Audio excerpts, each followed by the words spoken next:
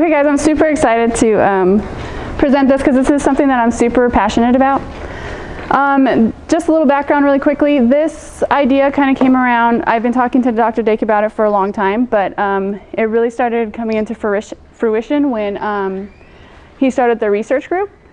And this is kind of like a compilation of everything that I've been working on so far. So to start with, I have to kind of give you a little bit of an introduction to the land and people and how the health system works on the reservation, because it's a little bit different from probably what you guys are used to. To begin with, the Indian Health Services is the the agency that's responsible for providing health care to the Navajo reservation. It is a branch of the Department of Health and Human Services of the federal government. There's a lot of different designations for IHS, but the one that we're going to talk about today specifically is the Navajo Area Indian Health Service. It does serve a large population. It's over 244,000 people, and it also includes different tribes, so not just the Navajo tribe. It's going to include the Hopis, the Zunis, and a couple of the other Pueblo tribes. The reservation itself is really big. The land is over 25,000 square miles. And it stretches into 3 states. This is Arizona, New Mexico, and Utah. So this is kind of a map to kind of give you a view of how big it is. 25,000 miles, just to give you another idea, is about the size of West Virginia. So the healthcare system is set up into these 8 different areas. There's 5 main ones that are the official main hospitals of the Navajo reservation. But there's 3 other ones, just because it's so big, to kind of cut down on the service area. They included the other 3, although they're not main hospitals. The biggest thing that I wanted to show you with this map is how, so if somebody, Shiprock Hospital is about right here, but somebody living up here has to travel all the way down there to go to their hospital, because you do have to get seen by your own hospital, so it can take up to 2 hours to travel to a hospital to get seen.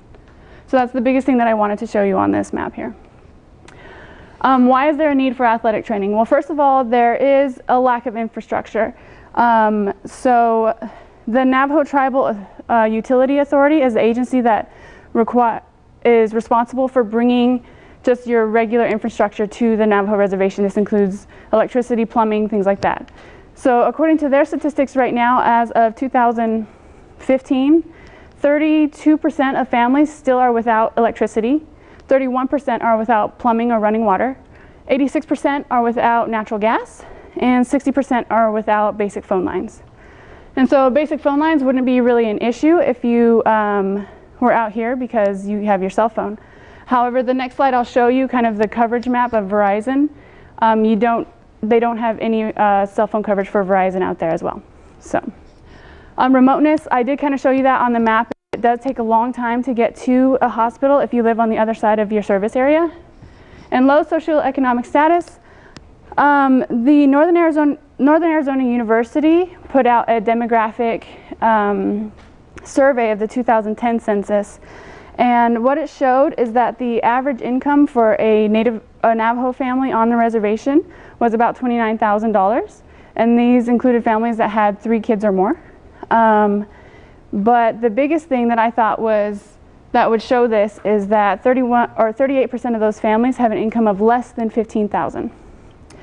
So this is kind of why I feel so strongly that athletic training is needed on the reservation, because if you can imagine, you get hurt, you have to travel 2 hours to get to your hospital, you can't call anybody from your cell phone to tell them, I need to go to the hospital or I need to get my rehab done, and then you can't afford to go.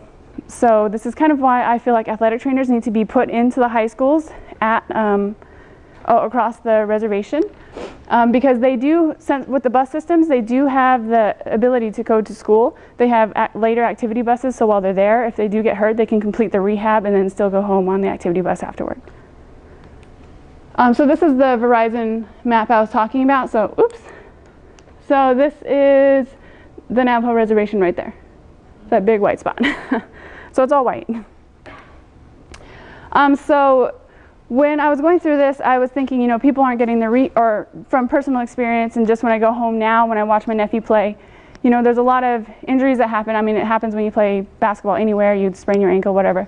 But the kids aren't getting their rehab, and so it kind of started getting me thinking, well, how many injuries are getting undiagnosed to begin with? And it might not be as bad for something as like a sprained ankle or a sublux patella, whatever. But what about during football season? What about concussions? What about, we have an issue with second impact syndrome and these kids don't even know they have a concussion. Like, how many of those are going undiagnosed? And when I was trying to look up that stuff online, I couldn't find any information about it. So the answer is, I don't know. So I started thinking about, okay, what is the best way, what's the best way to get athletic trainers onto the reservation? The naive high schools on the reservation would just hire an athletic trainer on staff. But that's really not going to happen. The probability of that is really low because the public schools on the reservation already have an extremely tight budget. So they can't just afford to pay the salary for an athletic trainer, if they even know what one is. Secondly, I did look at some studies from the NATA that have post-residency spots for athletic trainers in the family medicine practice. And I thought that might be a good way to start sending athletic trainers to the reservation, is having them maybe talking to one of the hospitals, seeing if they won't set up something for an athletic trainer to come to expand their knowledge and expand their experience, especially in like family medicine. But I think that the best way and the most probable way is to educate Navajo youth. And when I started trying to go this pathway, we started looking up the NATA Ethnic Diversity Advisory Committee grant. And so the grant has 3 different paths you can go.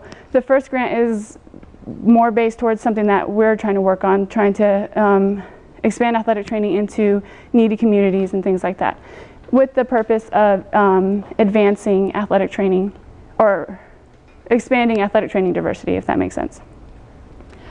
And so what happened in the last couple weeks is that Dr. Dake helped me write a grant to submit to the NATA, and we named it Bridging the Gap Between, this is actually wrong, we actually named it Bridging the Gap Between Navajo High Schools and Athletic Training Profession. And while we were writing the grant, some of the extra things that we found out is that the NATA right now is actually working on a project that's called the Atlas Initiative. And what the Atlas Initiative is that they're trying to map all of the high schools in the United States that has an athletic trainer or athletic training services provided to the schools. And so through the Atlas Initiative, I was able to find that there are 24 schools on the reservation, and only 4 of them have a full-time athletic trainer. But if you remember the map that I showed you, how big it is, the 4 athletic trainers are all clustered in one little corner. So there is a little spark there. It is starting to spread to the reservation, but they're all up in the like northeastern part. So the west, or the western part doesn't have any athletic trainers in it.